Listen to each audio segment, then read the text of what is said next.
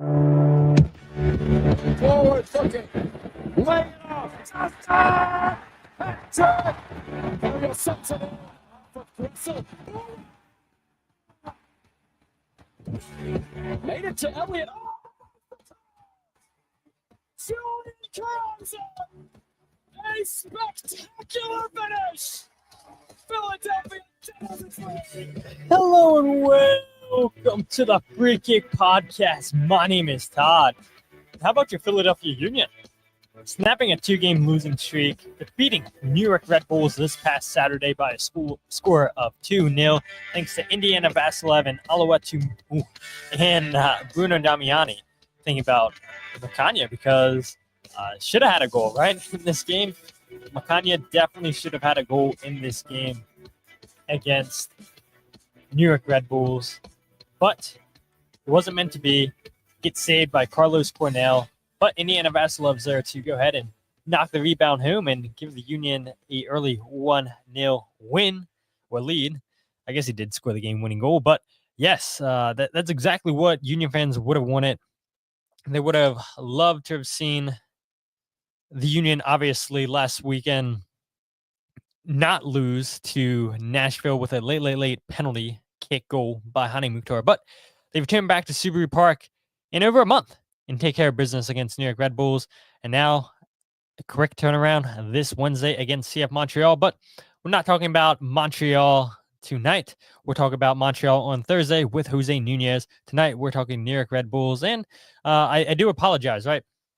And that we're recording this podcast on Monday, not typically on Sunday, a day after the game for us. Just because, I was helping my sister, and I said this to somebody on Twitter.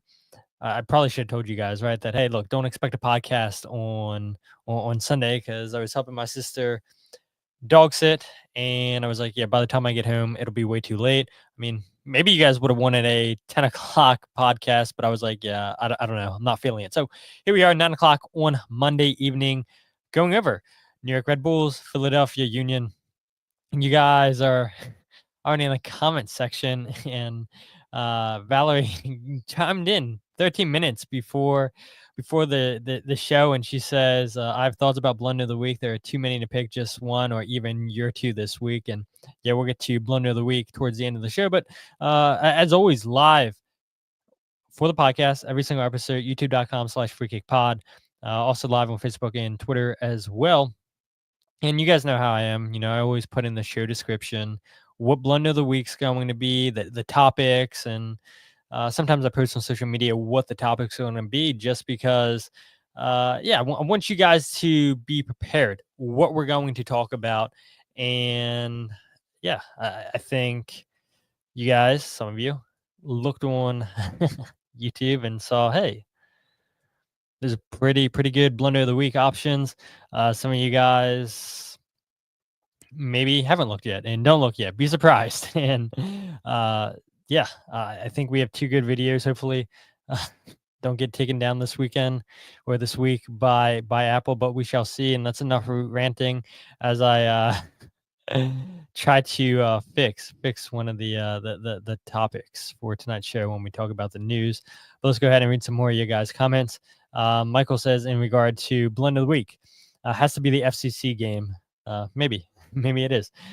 Jarrett says, I know Jose loved that Bruno goal. Yeah, Jose did. And I wish Jose was here tonight, but he's spending time with his family before he heads up to Connecticut for what I'm assuming is work. And so hopefully, maybe we can talk about that Bruno goal. Maybe Bruno scores again on Wednesday. And if that happens, Jose's definitely going to be loving that.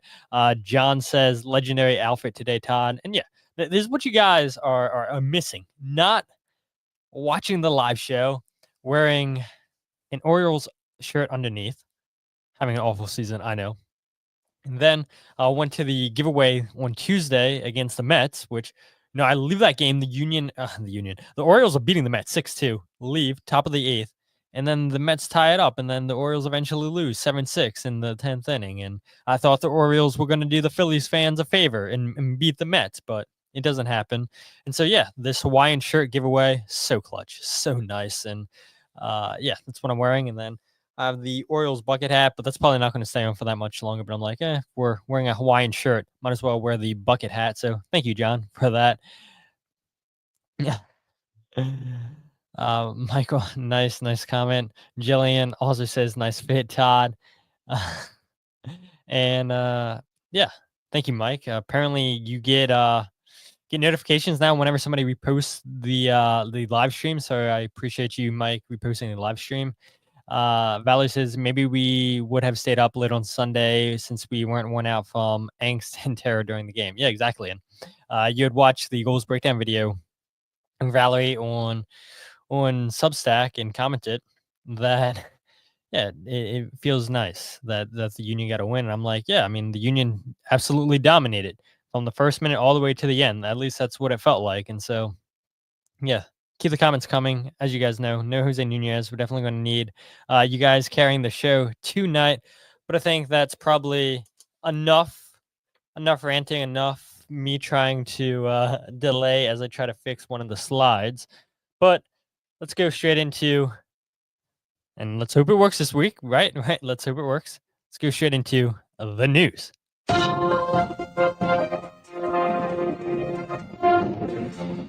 All right, so the only bit of news that I want to talk about is Indiana Vassilev and Olwethu Makhanya earning Team of the Week honors. Or Team of the Match Day, right? So used to saying Team of the Week, but both players, terrific performance for the Union against New York Red Bulls. Indiana Vassilev, like I said, scores the game-winning goal, 9th minute goal for the Union. Makhanya probably should have had the goal, but it's a good save by Carlos Cornell. Horrible defending by Kyle Duncan, and New York Red Bulls overall on that goal. I talked about it in the goals breakdown video. If you guys haven't watched it yet, go ahead, check it out on YouTube or Substack, and I'll post it tomorrow morning on Twitter for you guys that watch it on Twitter and not anywhere else. But yeah, nice to see Indiana Vassilev get a second goal of the season. Makhanya helping the Union keep a clean sheet. Like I said, should have had a goal, and Makhanya becomes the 12th different Philadelphia Union player to earn a spot on the Team of the Match Day. And he's been so solid for the Union this season. We can talk about Makhanya when we talk about this game. I think Indiana Vassilev's also been good for the Union. He fills the role nicely, and this is for Team of the Match Day 23 and 24, because don't forget there was Wednesday games, and they just combined the 2 match days for this weekend. Yeah, of course, Lionel Messi once again wins Team of the Match Day. And I want to know, people in the comment section, maybe you're on the NSAR, you have 2 votes on NSAR. Maybe you guys just vote on the polls on social media. Did anybody in the comment section vote for Lionel Messi? I mean, yes, he scores 2 goals against Nashville. But if we're being honest, like that second goal that Messi scored, Joe Willis practically passes Messi the ball, and then Messi scores an empty netter. And yes, you score a brace, you score the game-winning goal and everything like that. That should be considered. I'm not disagreeing about that, but Joe Willis gave up such a huge blunder, and maybe Willis should be in the nomination for Blunder of the Week. He's not, but yeah, I want to know, did anybody listening to this podcast, whether you're listening to it live or you're listening to it on the RSS feed, did you guys vote for Lionel Messi to win Player of the Match Day this week? I personally didn't in my 2 votes. I voted number 2. I voted for Hartle for St. Louis, scored 2 goals in that game. But then number 1 for me was Mihailovic for Colorado Rapids. Got 3 assists in that game as the Rapids defeated Vancouver 3-0. And, I mean, come on. Mihailovic involved in all 3 goals, gets 3 assists. Vancouver's been an excellent team this season, and Colorado blanks them 3-0. Like, come on. How didn't Mihailovic win this award? But it is Lionel Messi, and whenever it's up to the fan vote, yeah, they're always going to skew the voting, and that's exactly what happened. I feel like here in this situation with Messi winning winning yet again another team of the match day. I believe I saw that he has the most for all active players. He has 6, I think, this season, something like that. I don't know. I mean, I don't care. It's like Messi's always going to win those awards, and it's the same thing with the goals, right? Whenever Messi's nominated for the best goal of the week, the fans are always going to skew that. Michael says no, he did not. Says that goal was a gift. Absolutely. Jillian said, if I had a vote, I would not have voted for him. Michael says, keepers keep making it easy for Messi. Valerie says, no, she did not vote for Messi. Jillian says, like, why even have a poll for goal of the match? Yeah, exactly. I mean, he's always going to win it. And it's so disappointing. It is. Exactly, Jillian. Always going to go to Messi every single time. But it is nice to see the Union continue to win these awards, continue to be nominated. And like I said, Makhanya becomes the 12th different Philadelphia Union player. This is Indiana Vassilev's second nomination this season. Got it in Matchday 11 for his goal against Vancouver Whitecaps that secured a 2-1 victory. CF Montreal back in May that helped secure a 2-1 victory for the Philadelphia Union. So, yeah, good to see Union players continue to get these awards. And again, I don't want to spend too much time talking about Messi, and it is what it is. But let's go ahead and switch our attention to the Philadelphia Union versus New York Red Bulls. Union win this game 2-0, as we all know. Indiana Vassilev in the 9th minute, Bruno Damiani in the 24th minute. That is all the goals that the Union scored in this game. And I think, honestly, the Union probably should have had more. Definitely should have been 3-0 with Sal Olivas. We'll talk about Sal here in a bit. But I really don't want to get too ahead of myself. I mentioned it in the intro. Union go 15 games now unbeaten against New York Red Bulls across all competition. But also in MLS play, the Union have extended the unbeaten run against New York Red Bulls to 12 games, 8-0-4. And that's the longest unbeaten run against a single team in Philadelphia Union history. Like I also said in the intro, snaps a 2-game losing streak. Union back in first place in the Supporter Shield standings. 1 point ahead of San Diego. Union with 43 points. And I guess, like, real quick, I do want to talk about that. It is crazy that you look at how tight everything is, not only in the East, but in the Supporter Shield. You have the Union 43 points, San Diego 42 points, Cincinnati 42 points, Nashville 41 points. Miami did the Union a favor this weekend. 41 points for Columbus Crew. Then Minnesota on 40 points, which maybe is a huge shock for people. Only 4 losses on the season for Minnesota United. They've been great under Ramsey this season. I know Jose talked about that a little bit last episode, talked about it briefly, but Minnesota's been really good this season. Miami's the one that scares me, though. They're at 38 points. They have 3 games in hand, and they could really go on a run here. The Union can't do anything about it. They played Miami twice this season. Came away with just a point. Should have won that game against Miami, but can't live in the past. And I do know occasionally we have some Miami listeners that listen to the podcast. So yeah, they're probably like, wow, you spent half this episode talking about Miami, Todd. Like, are you sure you're not battered Herons? No, we are not. We have Cole chiming in, says, even our Bangladeshi fans can't get us a win over Messi, then no one can. Yeah, people are like so upset over Messi just winning all these awards. I agree. Jillian says, personally thrilled to see Makhanya on there. He has grown so much this season. Jared has a comment about Sal. We'll read here in a little bit because that is a good observation. I noticed the same thing there, Jared. Michael says that was poor Red Bulls. What happened from last season? They didn't look like a playoff team. Yeah, really, really, really poor New York Red Bulls team. Bruno Damiani, huge night for him, getting his first open play goal in 14 games. Great finish. Anything else from this game before we get into the topics that I want to point out? Not sure. If need be, then I'll go ahead and bring it up throughout the show. But I guess this is a good place to start for us. The Union, they just continue to start games well. Again, we'll talk about this some more. Union undefeated in 15 games against all competitions against Red Bulls. But yeah, one thing that really stood out to me is the Union all season long. They've been a team that started games for the most part really well. They lead MLS with the most goals in the first 10 minutes in the game with 6. And maybe it should be no surprise to people that, again, the Philadelphia Union score another goal because of a set piece. It's a great delivery there by Kai Wagner towards the back post towards Makhanya. And again, you guys, if you haven't watched the goals breakdown video, watch it after this game, because the defending on that set piece was so poor by New York Red Bulls. They had, I think, 5 people, maybe 6 people. It was a ton of players playing zonal marking, and they left Nathan Harriel, Jacob Glesnes, Bruno Damiani, and Indiana Vassilev basically unmarked in the center of the goal, all of surrounding Carlos Cornell. Jacob Glesnes runs towards the near post. Ball goes towards the center of the goal to Nathan Harriel. He just misses the jump on the ball. Then it falls to Makhanya, who's 1v1 against Kyle Duncan. Don't know what Duncan's doing on the play. I mean, complete mismatch. Carlos Cornell comes up with a big save, and then ball spills out to Indiana Vassilev, who's also unmarked. I mean, it was horrible defending. And to your point, Michael, a really, really, really poor showing by New York Red Bulls on the night.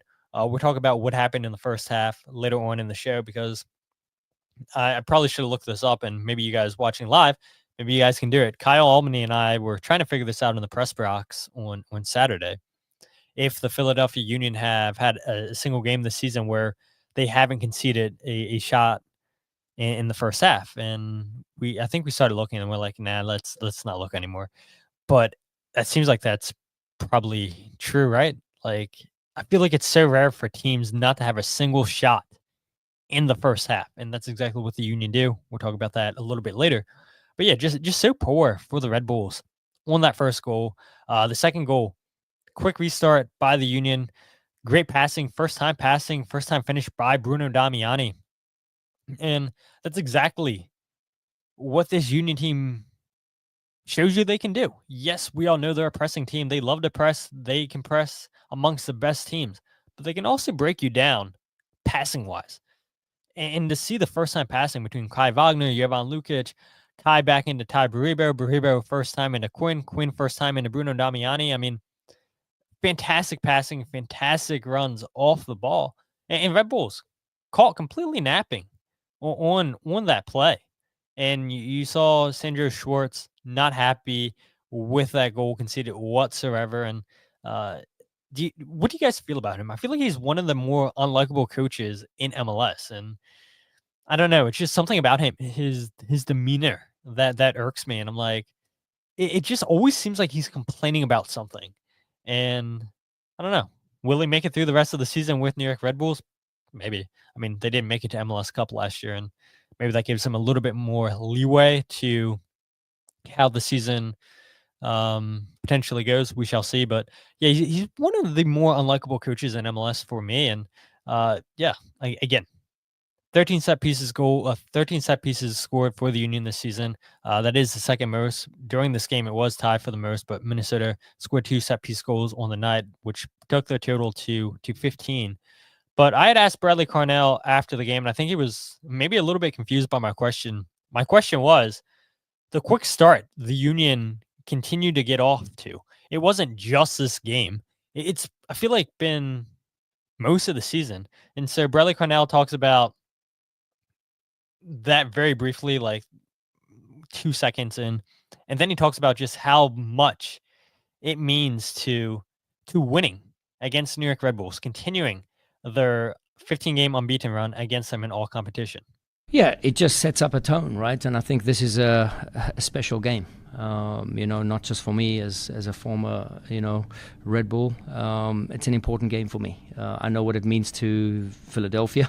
I know what it means here at Subaru Park. And I know what that streak means as well. So for me and for the group, we check off these boxes. Derby win, clean sheet, and we go again. So it's 3 points. It's a bounce back, after the last 2 games where, you did feel, a little lapse in a few things that we're doing. It was by no means the standard we wanted, and it was by no means disappointing. It was just kind of bland. And today we showed a little bit of that spark, a little bit of that signature, a bit of fire.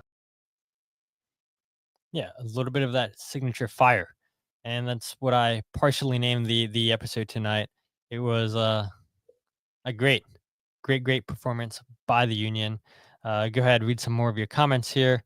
Mark Kilkenberg joining in. What's up, Mark? Thanks for checking in tonight. Michael says huge improvement with Quinn and Nate back. Yeah, we can talk about that here in a little bit. Michael, I'll start that. Jarrett says beautiful one-touch passing on the second goal. Michael also says that was such a good goal. Michael says in regards to Sandro Schwartz, he won it offsides, I think. Mark chimes in here, says I was sitting 15 feet away from him in Orlando, and he's just an awkward dude. Always negative body language, no messaging or any value. Valerie says Schwartz can't dress either. Yeah. So I'm glad I'm not the only one in the comment section. Keep the comments coming, guys. As you guys know, 20 minutes in, Nouhou's in Nunez. So whenever it's solo episodes, I need you guys carrying the show. But yeah, I'm glad to see you guys don't like Sandro Schwartz just like myself. But we'll go ahead and pull up that comment that I just talked about that you said, Michael, huge improvement with Quinn and Nate back. And that is true. And I remember after the Nashville game, Bradley Cornell was talking about how he's excited to finally get back to regular training sessions and getting players back. And that's huge for this team because Bradley Cornell's not that Jim Curtin wasn't a coach that valued training, but it kind of feels like the Union's training sessions are maybe a little bit more intense. And we only get 15 minutes and that is it under Bradley Cornell. So we don't get to see everything that's going on, but seeing how fit this team is, which I think they're probably more fit this year than they were last year, maybe the year prior. And that's not a knock on Jim Curtin and his staff, but I do feel like the team's a little bit more. I feel like they want to be just a lot more active, a lot more pressing. And yeah, I just think that it showed throughout the whole season, and it was active against New York Red Bulls, a team that loves to press. But I think the Union on the night were a better team pressing wise, and the Union didn't press.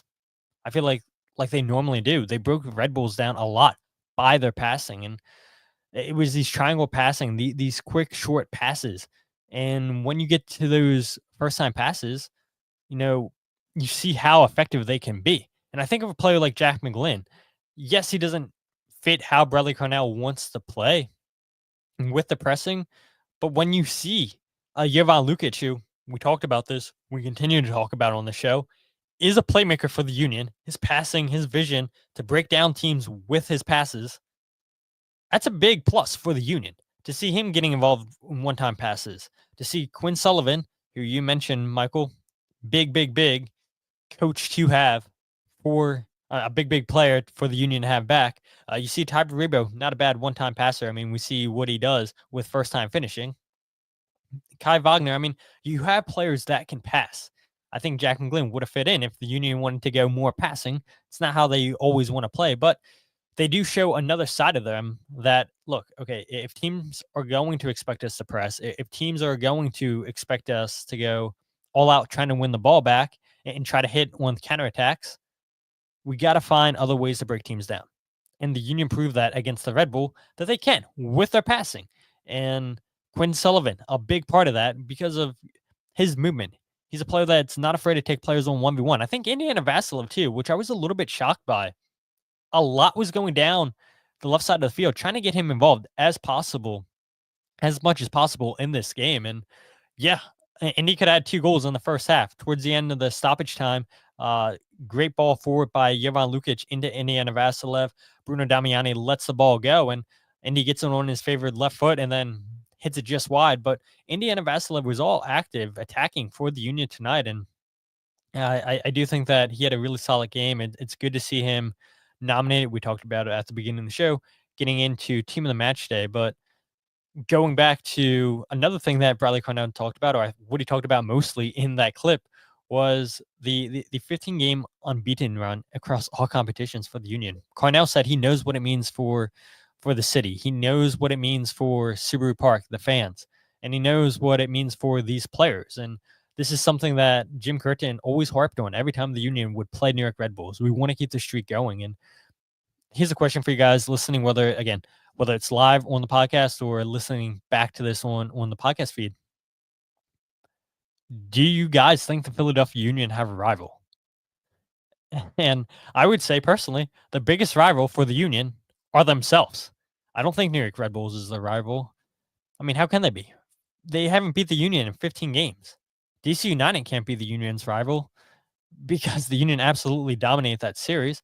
I think for a little bit, it was potentially New York City, but that seems to have fizzled out. It was at its peak during the playoffs. I think it started back in 2021 in the Eastern Conference Final, and the Union unfortunately losing that. I think New England has the potential, but they're just so far away that I don't think it's really a rival. And so, like I said, I don't believe the Union have a rival. I think the rival for the Union is themselves. And is that harsh? Maybe. Maybe it's the fans. Maybe you guys are the biggest rivals for the Union. But yeah, I get it. Like, we all know Cincinnati and Columbus is a bigger rivalry than whatever the league tries to push with whatever team. The Hudson River Derby's a bigger rivalry than the Union and New York Red Bulls. El Clasico, Trafico is much bigger with the LA teams. I would say Orlando and Atlanta is a bigger one. I think Orlando into Miami is a bigger one. Sporting Kansas City RSL from a few years ago, that was a pretty big one. I think Sporting Kansas City and St. Louis, I think that's a bigger one. So I would argue the Union probably don't have a rival. Maybe if DC United was more competitive, then that could be one. I always think of DC United and New England just because they're two of the original teams. But, if I'm saying New England and Philadelphia can't be one because of the distance, then how can New England and DC really be a rival?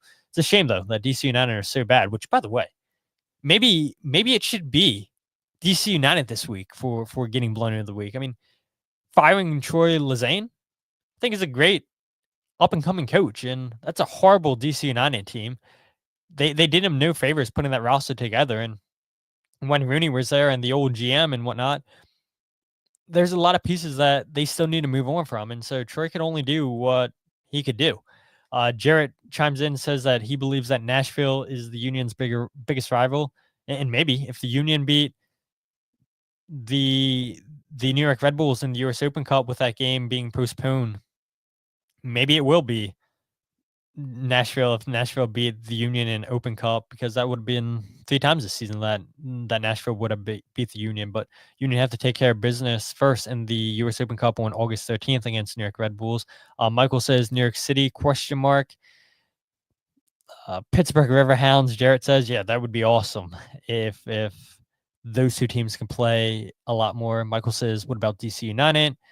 Valerie says unrivaled, and exactly that's what I think. I mean, unless we have to pick a rival, then it has to be the Union themselves. But yeah, I don't know. I mean, I feel like you can't really force those things. That's why I think the New York City and Philadelphia one that started back in 2021 was so good because of the implications with the playoffs, and then it continued in 2022 and during the regular season. So yeah, I think New York City would have been a potential one, but it seems like it's kind of fizzled out. And so, yeah, the Union, unfortunately, in my opinion, don't really have a rival.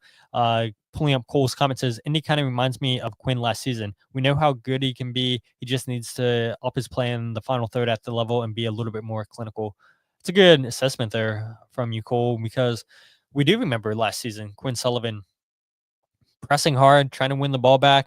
There was a lot of times that he would do a little too much, lose the ball, and sometimes he would slow down the play. And I think that's exactly what we see with Indiana Vassilev at times, because I don't think his vision's really there. To your point, Cole, in the final third, he holds on to the ball too long at times, and plays break down because of it. But at the same time, he is pressing. He is doing all the little things that Bradley Cornell values. That's exactly why, time and time again, he gets picked in the starting 11.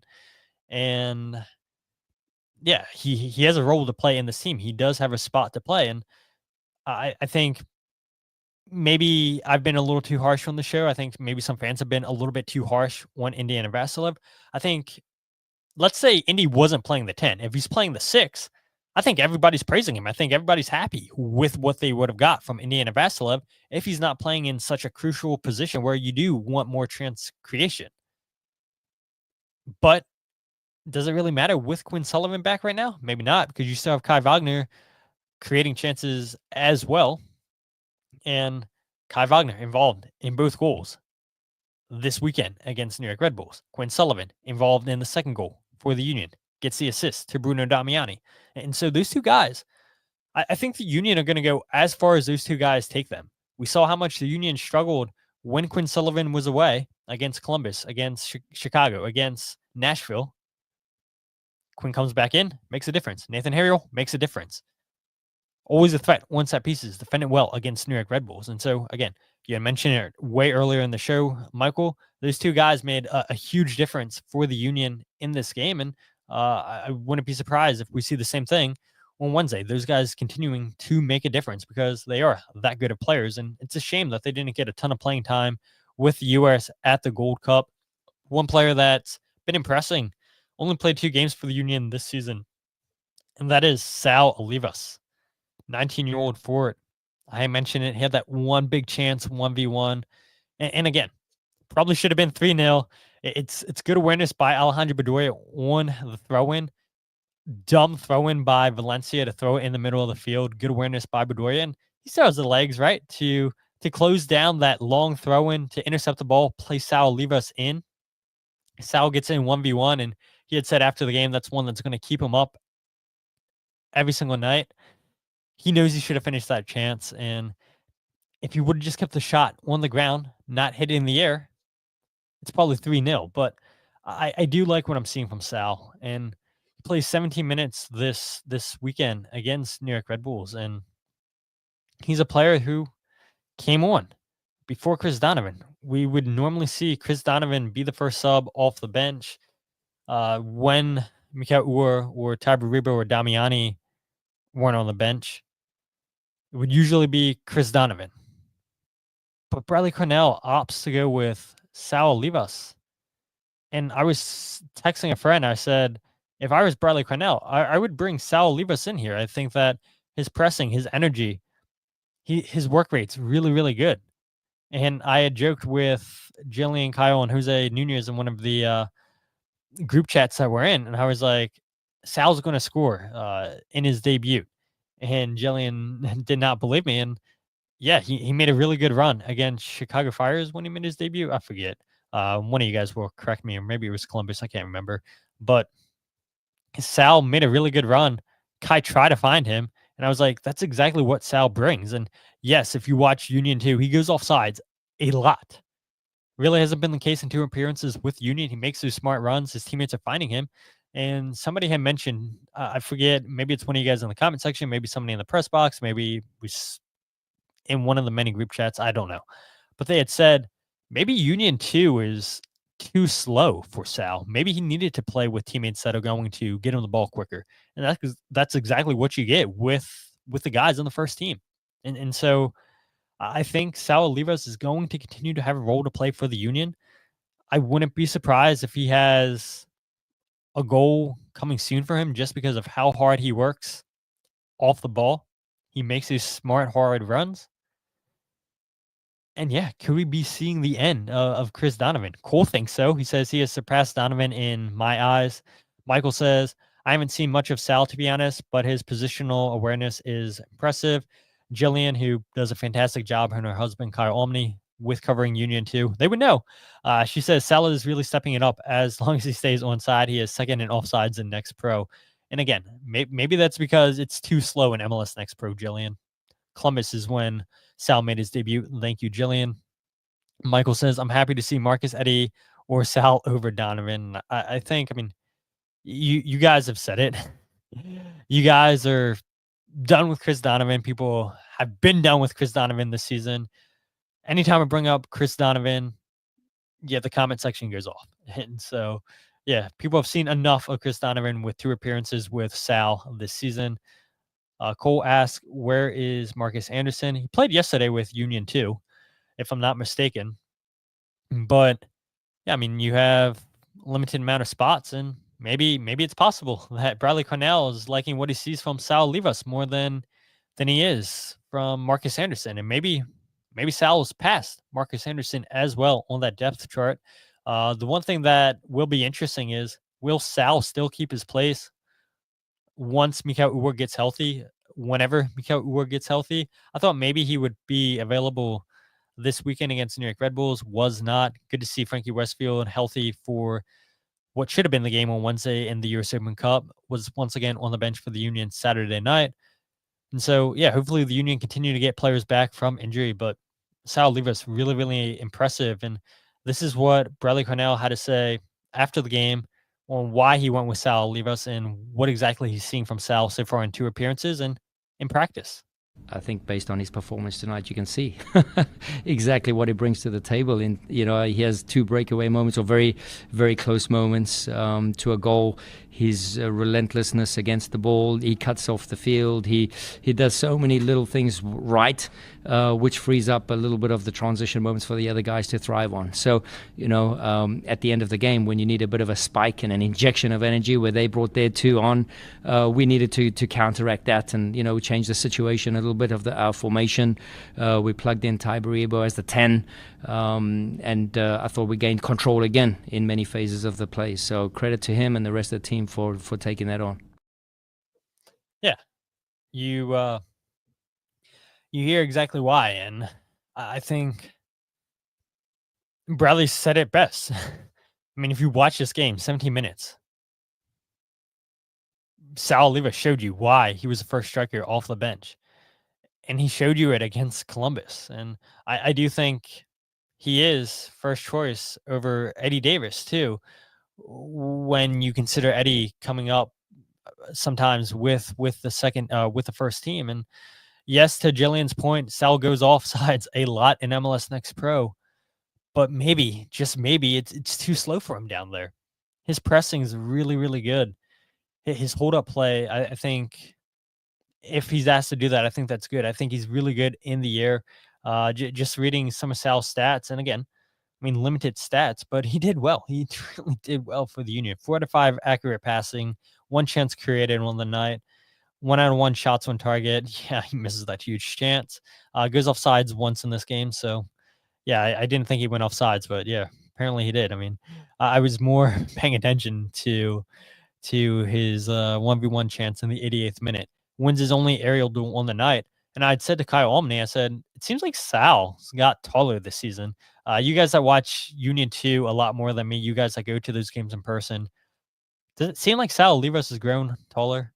And he has the speed, he has the pace, and I think he's going to continue to play a crucial role for the Union in this season. And it's only a matter of time before I think he scores a goal with the first team. 1 goal in 3 matches for Anderson, 0 goals in 16 matches for Donovan this season. I'm assuming you're talking about Cole. That is crazy that Donovan's played 16 games this season. Here's a question for you, Cole, if you don't mind looking it up. Chris Donovan hasn't played over 500 minutes. True or false? It's got to be less than 500, right? It's got to be. There's no way he's played over 500 minutes this season for the Union. Michael says, can't really keep saying it's okay to be a forward and not even score once. He has a hand in some good plays this season, but he should have found the back of the net at least once. He does find himself in a lot of good positions. Should have scored against Nashville. Really should have scored against Nashville. Did not. Cole says, no, I'm not mad Sal is there. I'm mad Donovan is there over Anderson. I tend to agree there, Todd. He's doing better with the first team. Jalen says, I don't know. He was really tall last year, but I'm sure it's all tall to me. Yes, this season, Cole was talking about 16 appearances for Chris Donovan. It really doesn't feel like it, but if you can look it up, it's got to be less than 500 minutes in MLS this season. Yeah, 468 minutes. Thank you. I knew it had to have been under 500. There's just no way he's played over 500 minutes. 5 starts this year for the Union. Yeah, I wouldn't be shocked if the Union don't pick up Chris Donovan's option next season. But again, we got to get through this season before we talk about roster decisions. But hey, look, the more that Sal Olivas impresses like he has the last 2 games, I think we'll see less and less Chris Donovan. But maybe not, because Bradley Cornell is a coach that seems to always always give chances.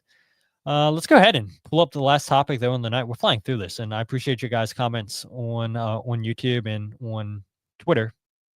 But it's something I talked about at the beginning. It's the Union's strong defensive effort. Yes, that was on display Saturday night against New York Red Bulls, holding New York Red Bulls to 0 shots in the first half. But we've seen that throughout the whole season, I feel like, where the Union have 9 clean sheets. Andre Blake picks up his 5th clean sheet of the season. And this is a team that was just all over the place last year defensively. They scored a lot of goals, but yeah, defensively, the Union just didn't have it. And that's something that's been corrected under Bradley Cornell. You look at where the Union stand currently in MLS in goals conceded. They've conceded the fewest amount, 21. 21 goals conceded, the fewest amount this season. Yeah, 37 goals for the Union is definitely not up there for the most. It's San Diego, Miami, San Jose, Chicago, Orlando. Union, not even the top 5. But defensively, that's where their success lies.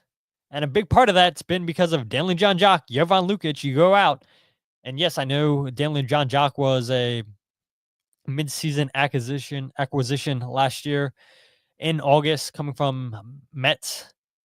But Jovan Lukic, he's the guy. And I praise him all the time on this show because of his playmaking ability, his vision to break teams down with his passing. But he's such a huge player for the Union defensively. I love the partnership between him and Danley John Jock.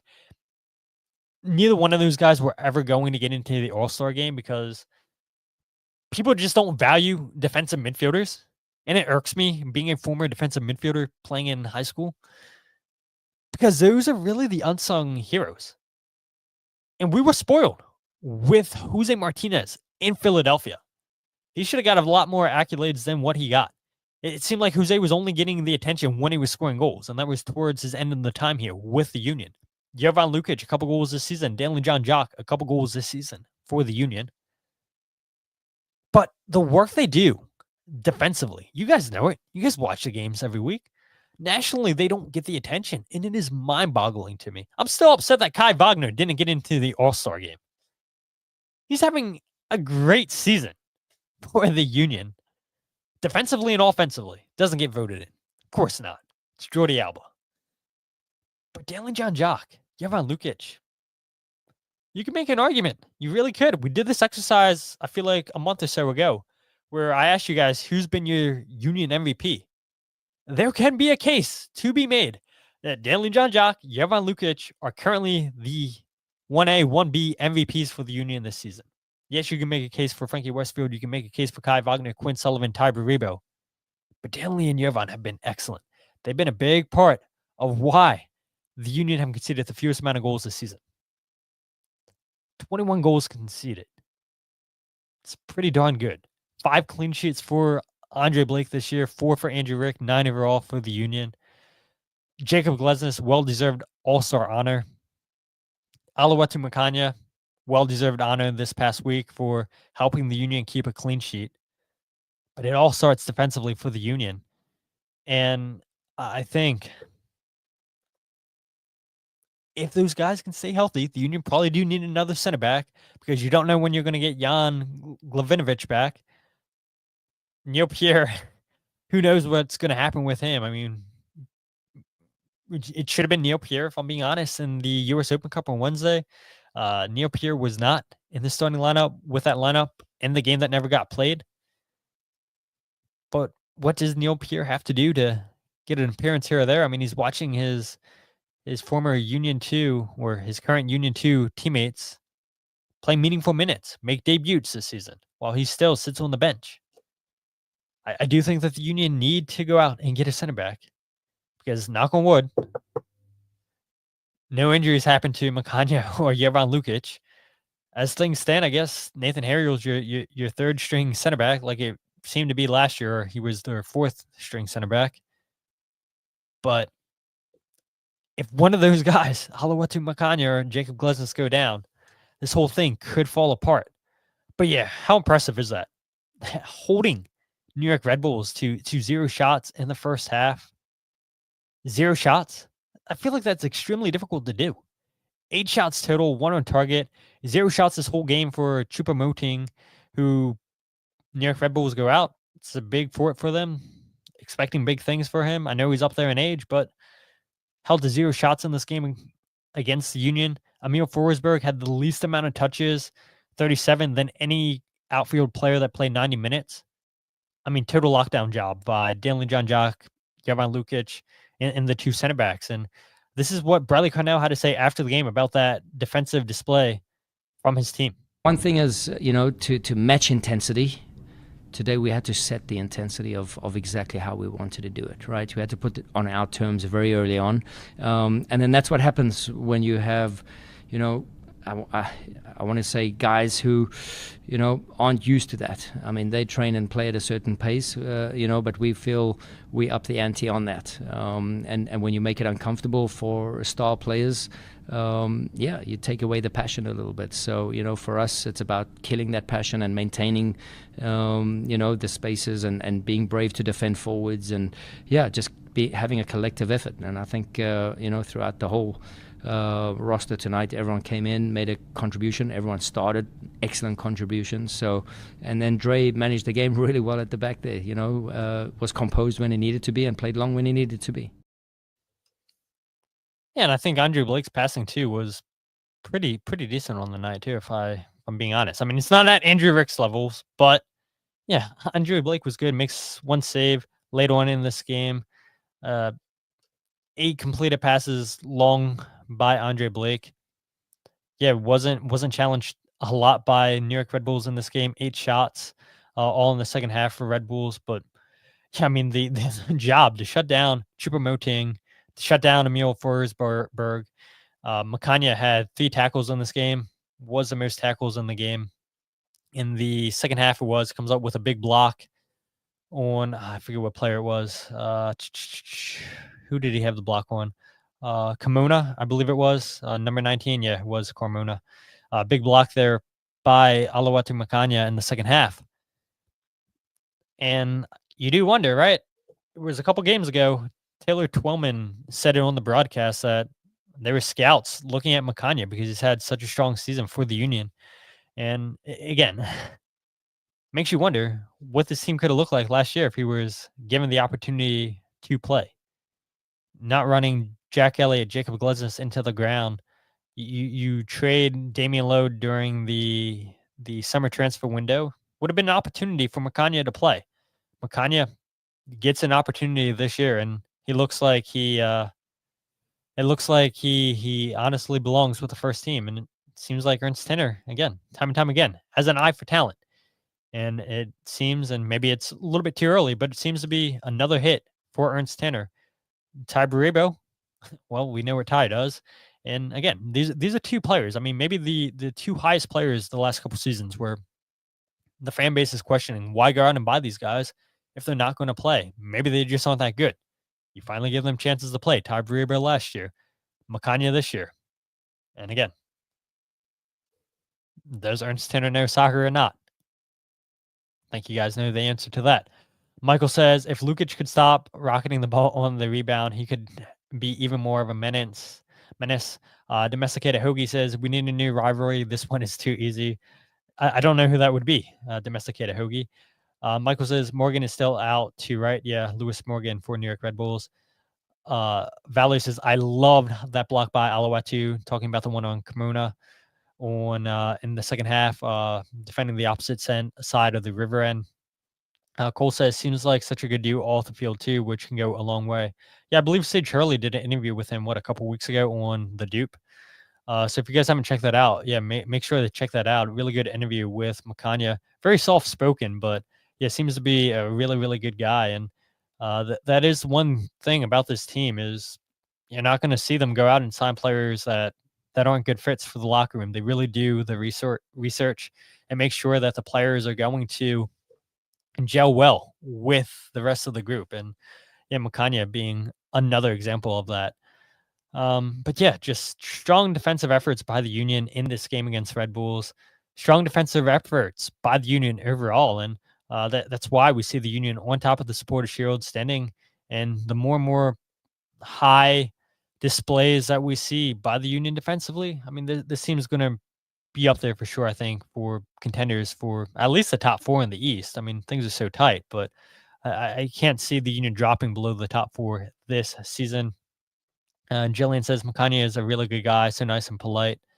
And I believe you guys had an interview with him on your show, maybe, Jillian, or maybe it was just a written article. I can't remember. But yeah, Union do know how to pick them. They know how to find them.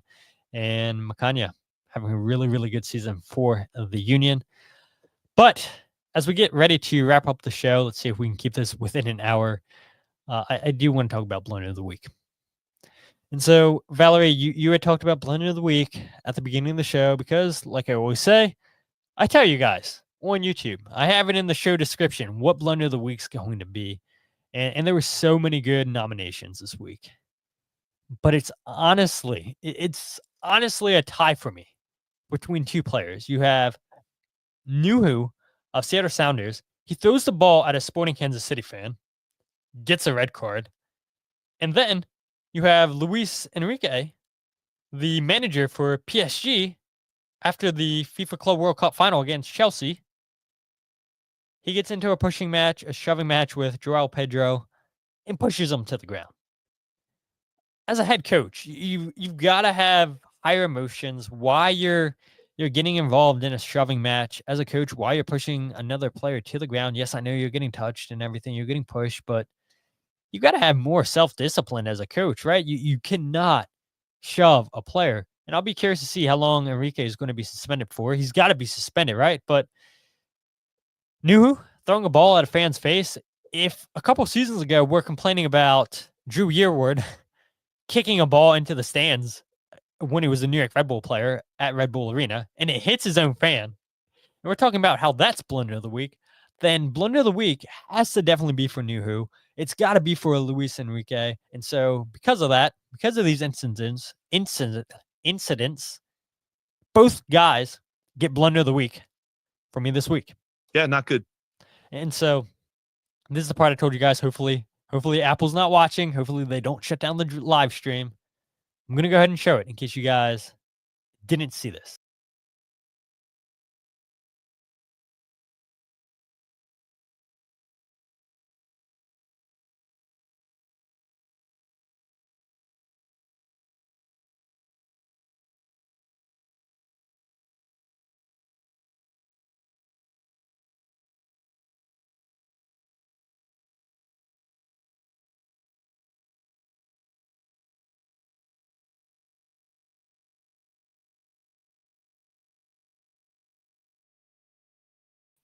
You got to have more self-control. Why are you throwing the ball at a fan's face? I don't understand.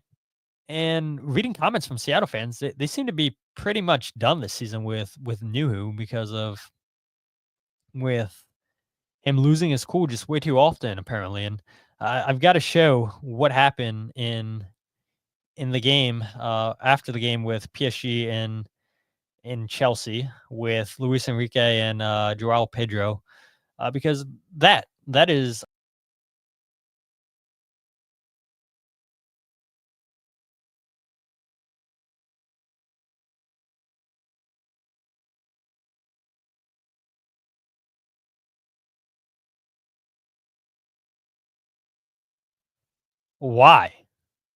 why is a coach putting his hand on a player? It makes zero sense to me. Makes zero sense. Yes, there's a lot of pushing, a lot of shoving going on. Luis Enrique is getting pushed himself, but you've got to have better self-discipline and not hit a player, not shove a player. And Jim Curtin always says that, there is no actual fights in soccer. It's always pushing and shoving, and that's exactly what happens in this game. Exactly what happens. I mean, come on. I don't understand. And if he doesn't get suspended, if nothing happens to him, then that sets a bad precedent for what coaches can do going forward. I mean, coaches get fined, they get suspended all the time when they argue with referees. And so now in this instance, you have a coach pushing a player.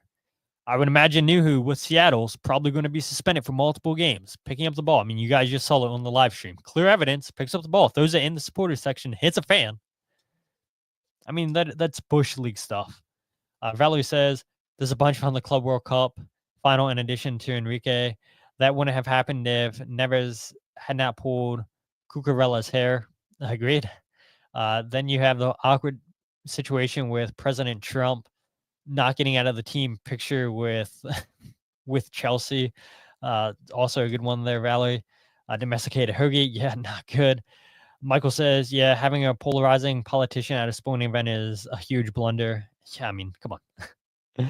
Main character syndrome, that's for sure. Valerie says, I don't mean just him being there. I mean him not getting off the stage when it's time for Reece James to lift the trophy. Exactly. I knew exactly what you were talking about. And you could see the confusion on the face of Reece James, Cole Palmer.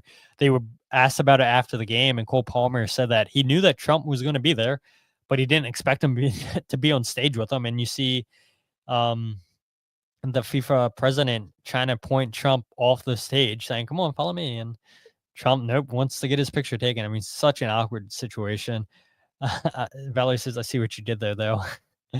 Domesticated Hoagie says, it's the heat. Yes, from a couple weeks ago. Michael says, Joe Willis got off easy this week. Absolutely. I mean, what an assist he had to Messi.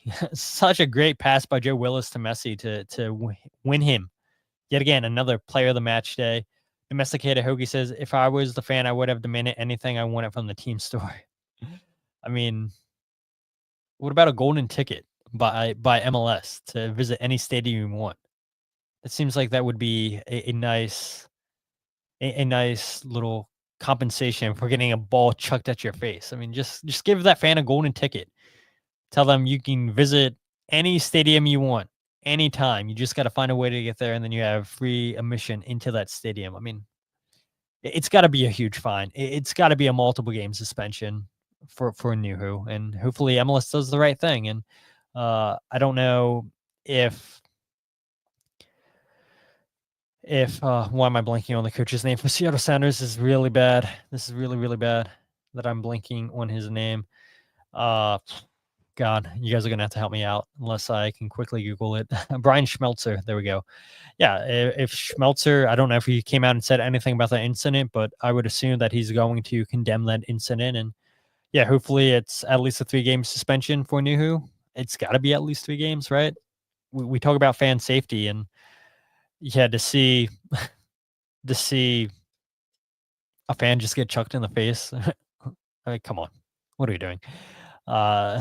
Mark says Uncle Joe would get out of bed for an MLS golden ticket. Yeah, probably. But it's been a great show from you guys. I say it all the time. You guys always carry the show with the comments when it's just me, and we were missing some of our regulars, but yeah, it's all good. Jarrett, Jillian, Michael, Valerie, Domesticated Hoagie, John. You guys carried the show tonight. Mark as well. Cole. So I appreciate you guys always just with your comments, keeping the show going. We're keeping this under an hour. Good job. But if you guys aren't following the podcast on Twitter, Instagram, or Facebook, follow at Free Kick Pod, wherever you get your podcast, The Free Kick. Make sure you check out the YouTube channel, youtube.com/Free Kick Pod, wherever you get your podcast. And make sure you check out the Substack, thefreekick.substack.com, to check out my writing, the goals breakdown videos, and the podcast all in one place. And is there anything else I forgot to say? I need to find somebody else to make an intro, because the guy who was supposed to make it, on his website, he had one set price, and then he tried to give me a completely other price. I said, no, like, this is what your website says. We're agreeing to what I agreed to pay for, $65. We're not going $100+. We're staying at your price. He didn't like that, and now he doesn't message me. So I got to find somebody else to make the intro video, because I have a vision. I'm just not as creative as a lot of people. So hopefully I can find somebody else. We can get a new intro made, because I really, really want a clean intro for the live show. So maybe in the coming weeks, unless one of you guys listeners knows somebody that's really good creatively, to make an intro video for YouTube, to make an audio version for the podcast. If you guys know anybody, send them my way, and we'll go ahead and hopefully get a new intro here one of these days. But maybe that should be Blunder of the Week, the guy who agreed to make the video, then changing his price. I mean, it has to do with soccer, right? Maybe that should be the yearly, the whole year Blunder of the Week. But there's a lot of good nominations for that. So we'll be back Thursday talking about Philadelphia Union, CF Montreal. Hopefully the Union continue the winning streak. Brendan Craig returns back to Subaru Park after being out on loan and really not getting a chance to crack into the first team. So it'll be nice to see Brendan Craig back in Subaru Park, I would assume, starting for CF Montreal like he has done this season. But until then, my name is Todd, and this is the Free Kick Podcast.